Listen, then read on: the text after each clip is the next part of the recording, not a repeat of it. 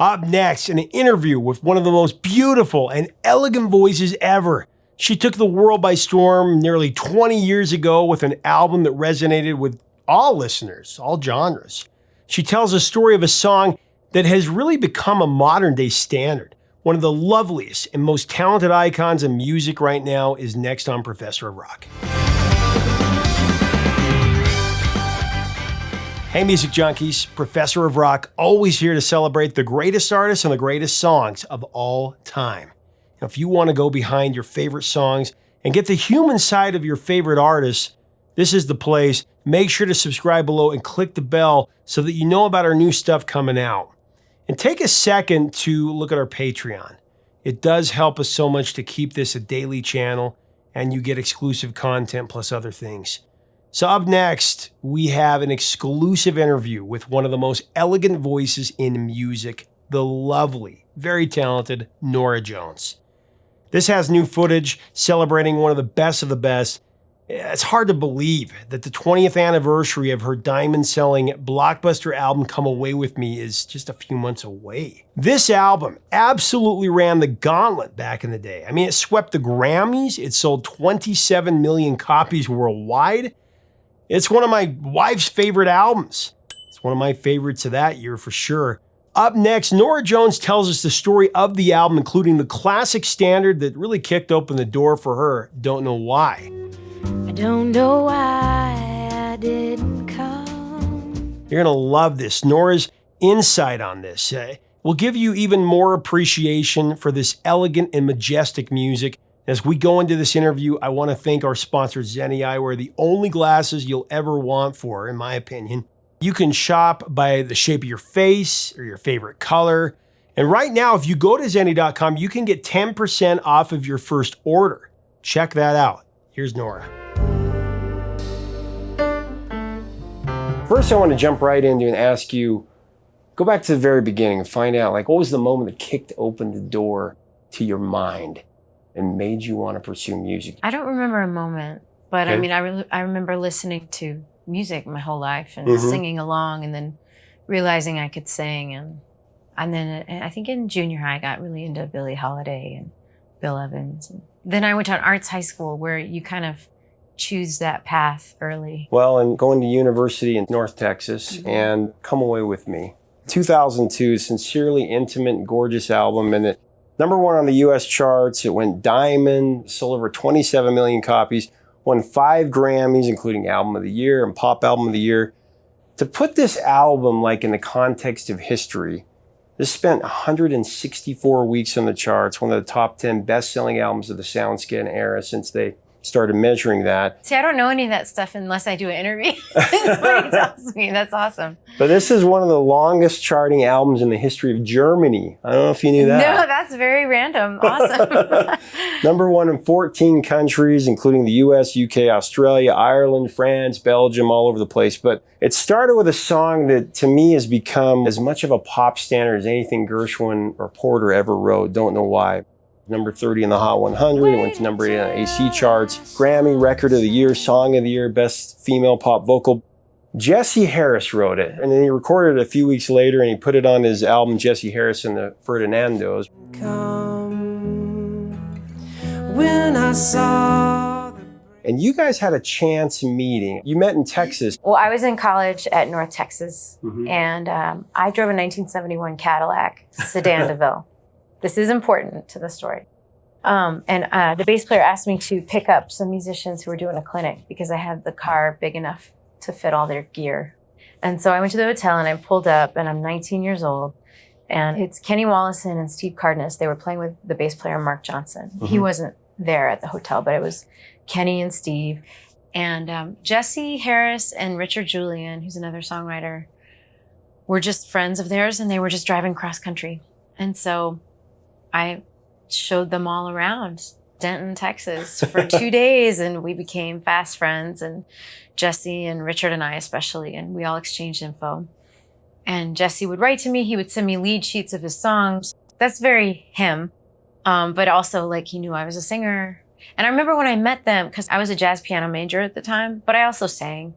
But I wasn't writing a ton. I was kind of shy with writing because I wrote some songs in high school and I just cringed thinking about them, you know? It's like that first taste of cheesy stuff. But because when I asked Jesse and Richard what they did, they're like, oh, we're songwriters. And I thought, oh, fancy. What? I've never met somebody who says, I'm a songwriter. You know what I mean? And then Jesse and I stayed friends. I went to visit him in New York the next summer. And then the next summer I moved to New York and he picked me up from the airport. And then after about 6 months of doing jazz gigs in New York and getting kind of frustrated and playing a lot of restaurants mostly, he asked me to sing a few of his songs for a demo he was making for his publishing company. So anyway, Jesse and I recorded a few of his songs and it felt really good. And he's like, hey, let's do a gig at the living room. Okay, cool. So that was my first experience playing in New York. Not jazz gigs, really. So we did some of his songs. I started writing songs. My bass player, Lee Alexander, was writing songs. So it was mostly the three of our songs and a few covers thrown in. And so I don't know why was even part of the repertoire. I read that in an interview, he said that he didn't even think of you for Don't Know Why because it really wasn't jazz. He didn't think of it as a female. It just wasn't one of the songs that I did of his at the time. There were like 4 or 5 other songs that I did of his. And then I got brought to Blue Note because somebody saw me play a jazz gig. And I put one of his songs on the demo. It wasn't Don't Know Why. And Bruce Lundvall got a little confused. He's like, well, you want to sing jazz or you want to sing pop? Like, I was like, I came to New York to sing jazz, but I don't know. So he wasn't sure. So he gave me some money to make some demos so I could figure out what I wanted to do. And I went into the studio with Jesse and Lee because it seemed like that was the thing that was kind of inspired and not sure where it was going. So let's check it out. And the first song we recorded was Don't Know Why. He just brought the chart in, I think, to try it. I actually don't remember if it was his idea or mine, but I think it was probably his. And it was the first song we recorded and it was the first take we did and it just felt really good. And then we moved on. And we ended up putting out an EP of these demos. Bruce ended up signing me. I made the record. I went back and remade the record because the first time I made the record didn't sound enough like the demos. And then we ended up putting like a bunch of the demos on the record. And that was the demo that made it on the record. In fact, in the interview, he said that when he was listening to it, when you do that first take through the headphones, that he was like, I don't know, I don't like the mix. And he just about stopped it, but he let it go. Oh, good thing. And then you were going to do it again. He said, well, we can do it a few more times. And that was Jay Newland. He said, no, this is perfect. It's perfect. Yeah, Jay was experienced and I wasn't. And Jesse had a lot more experience than I did, but, you know, Jesse was thinking of other things probably.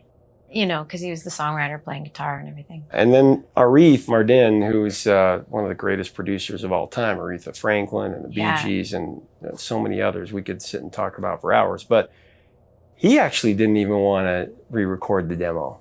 No, he recognized that it was good. We added when Arif came in, we added harmonies and an electric guitar just to double the acoustic. Heart is drenched in It's funny because it's not just jazz. It's got the Patsy Cline piano kind of thing in there.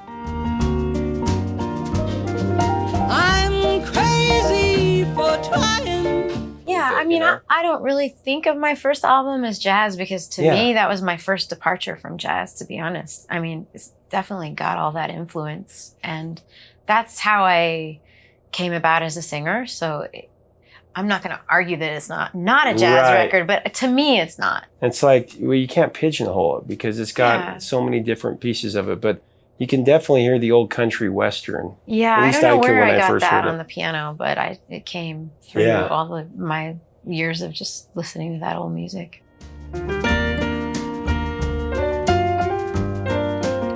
Well, it's first played on public radio, and that's typically for a more mature audience. It's just kind of interesting to see the rise of the song and how it did that because it started to get played in coffee bars and bookstores, and it really didn't sound like anything on the radio at the time. I read something that they tried to do a remix. The record label wanted to do a remix, put a dance beat to it, and it was just like... Well, my record sold 10,000 copies the first week it was released, which was actually a lot for Yeah. a new artist on a jazz label. We were kind of shocked. Every week it doubled. It just like kept going like that. So it was slow and steady. And so once the people at the sort of pop side of the label got wind of how well it was doing, they wanted to sort of take that and whirlwind it up even more. And so, they were using their tactics to do it, which was like, hey, let's do a remix of it. And so like we were about midway there and I was like, oh, no. It's not like I'm against that. Sure. It just wasn't a good remix. Well, the music video also was so iconic. It's been used a lot in pop culture. It was in an episode of Girls in 2013.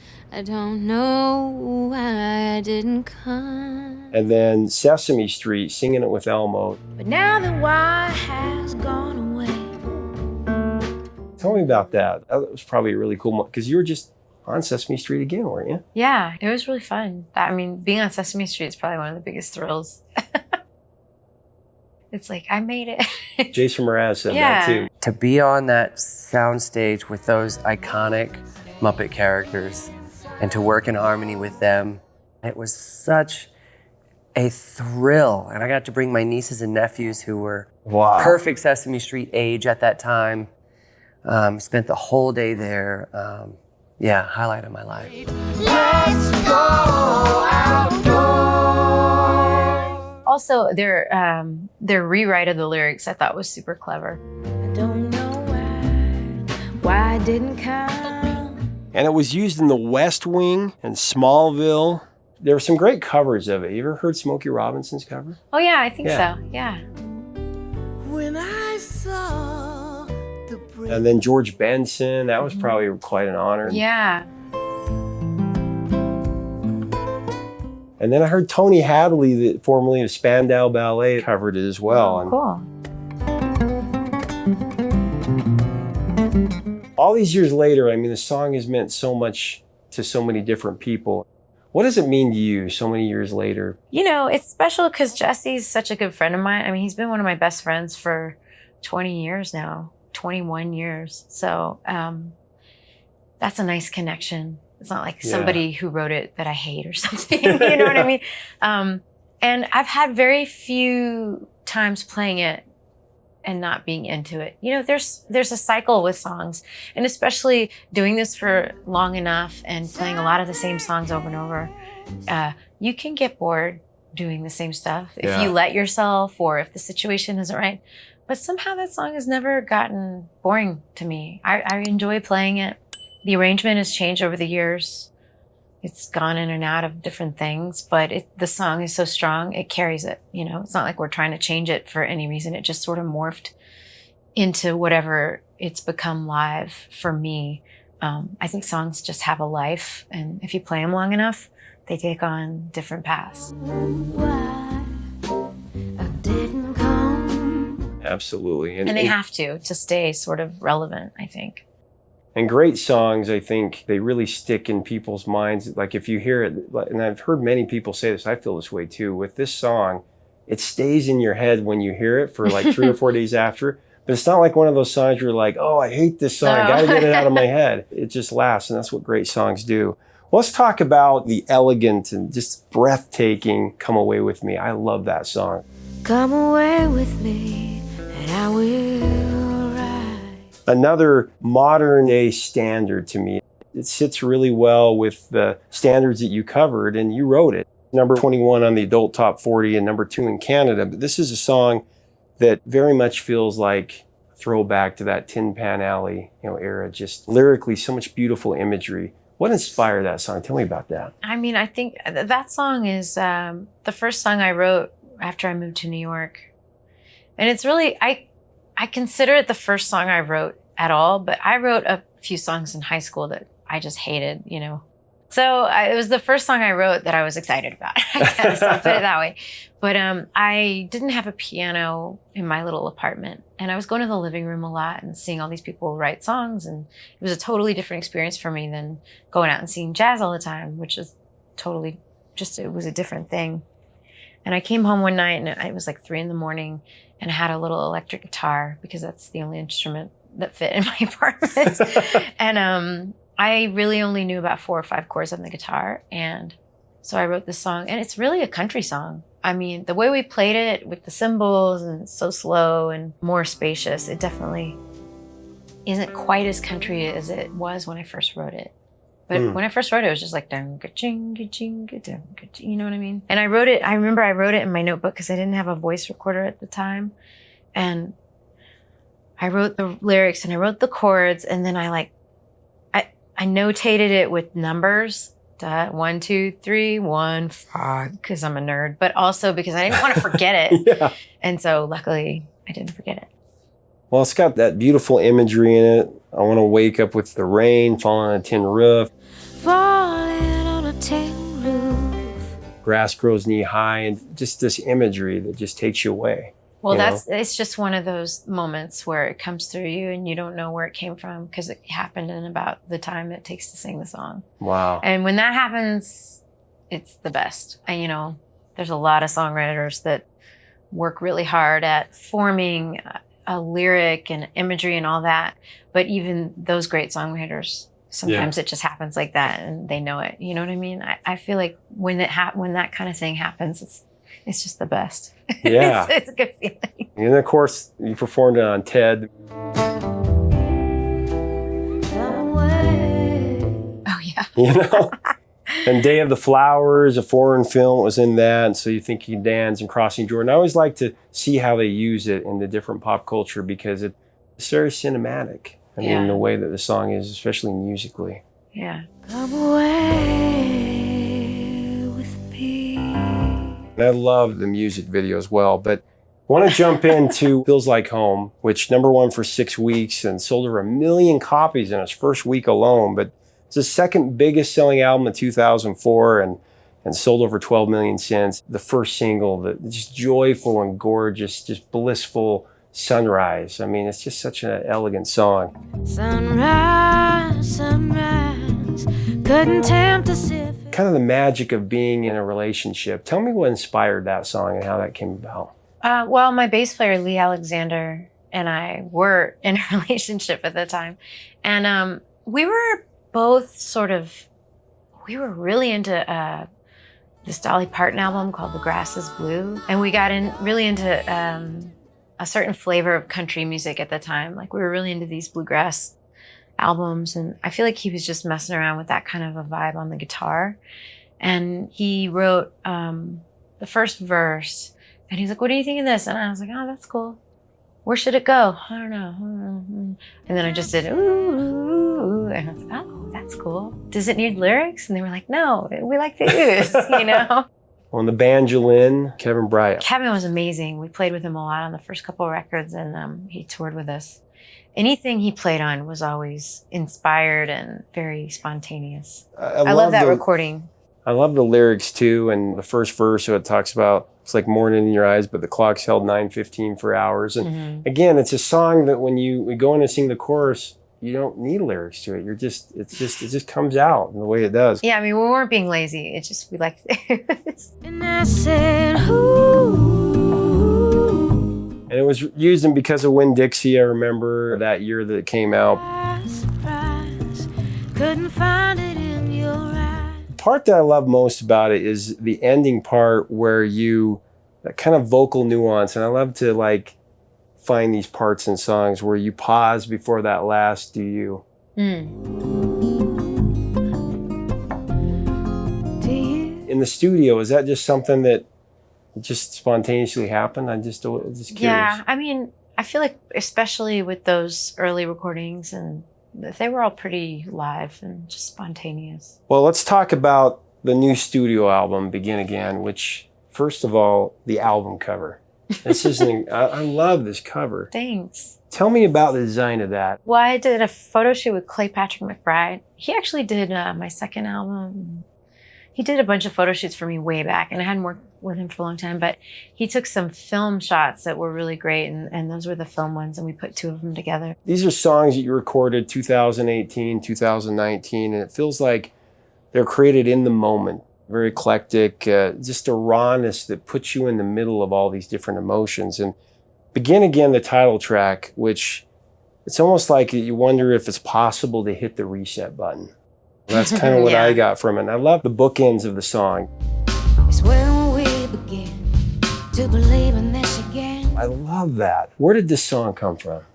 Well, I've been doing these singles, and I was going into the studio. I have a friend named Emily Fischio, and she is a school teacher, but she's also a poet in her free time. And I was like, I would love to read your poetry sometime. She's like, yeah, I'll give you. I was like, well, what would you think of me trying to put music to something? She's like, cool, I'll give you a stack, you know? She gave me about 10 poems.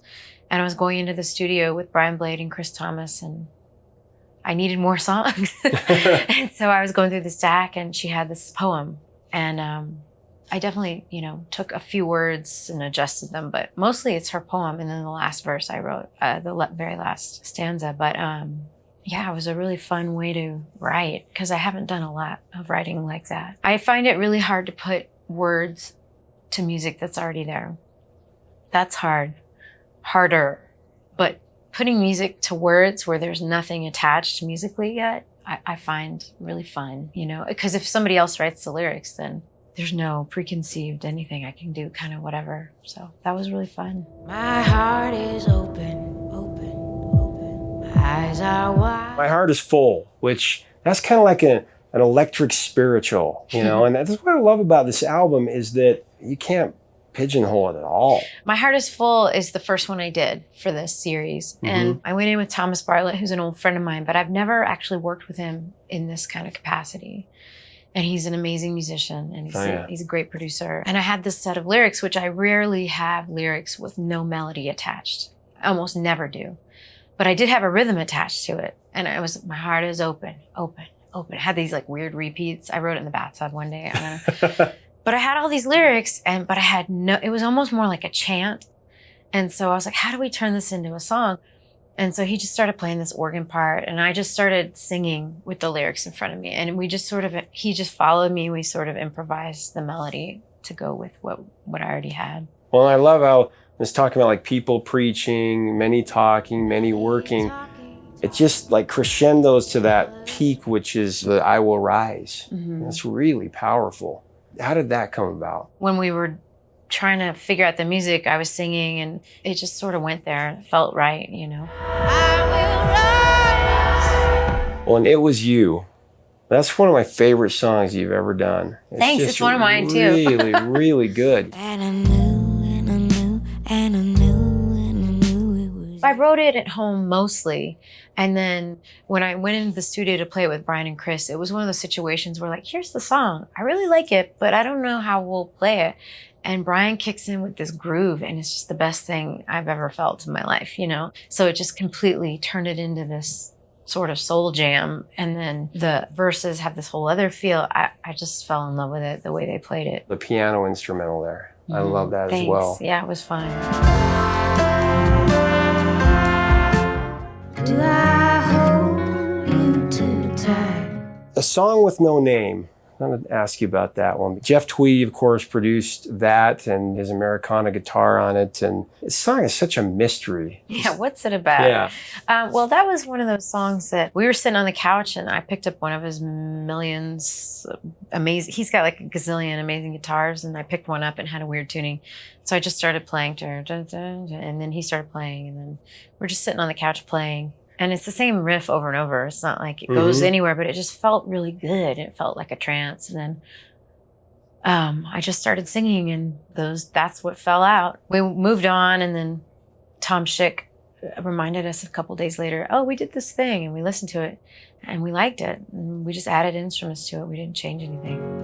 If I was your wife, just a little bit, just a little bit. I love Just a Little Bit. That's actually one of my other favorite songs on the record, the last song, and it feels like one of the most experimental on there. And of course, the distorted vocals, and just kind of got that eerie ambiance that transports you somewhere else.